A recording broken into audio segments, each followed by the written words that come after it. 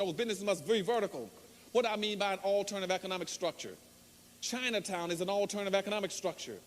Little Hialeah, Havana, Little Italy, those are alternative economic structures. See, if you don't have a community, you cannot go in business. And I tell blacks all over America, whether I was with the Department of Commerce, with government, international politics, local politics, even when I was the chairman of a board of governors, I'll tell black folk this, and I mean it from the bottom of my heart. And I'll take on any black that tells me any difference. Do not go into business until you start building communities. If you go into business right now, 80% of all blacks that go into business today will be bankrupted in 2 years.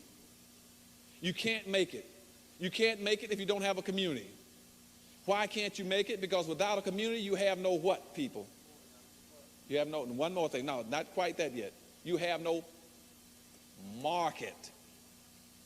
If you have, in other words, you understand what I'm saying? If you don't have a community, you have no market. And if you don't have a market, where are people going to, how are people going to find you? People are going to come by your store at 200 miles an hour trying to get to the shopping mall in somebody else's community because you're not congregated and aggregated.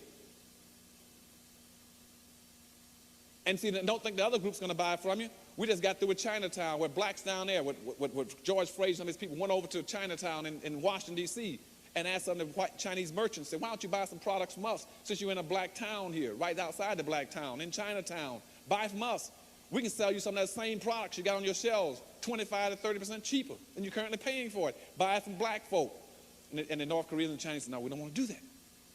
They said, even if we sell it to you for 25 to 30% cheaper, you still won't buy it? They said, sir, you all don't understand the point. They said, what's the point? The point is, they said, is that it ain't the price, it ain't the money. Just that we don't buy from anybody but our own people. You see, I can't get that through my people's head. My people are so slow right here, they can't even figure that out.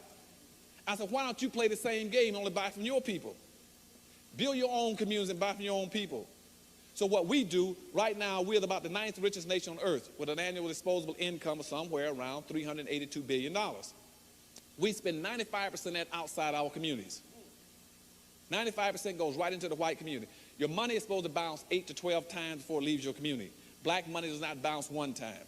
As soon as a black person gets paid here in New York City, he's going to run right to a white store and a white mall and spend it. He commits suicide, and he walks in there wanting to feel guilty. Every time you pull your money out of your pocket, you should say, is this money going to a white hand or a black hand? And they spend it, and every time you do it, you commit suicide.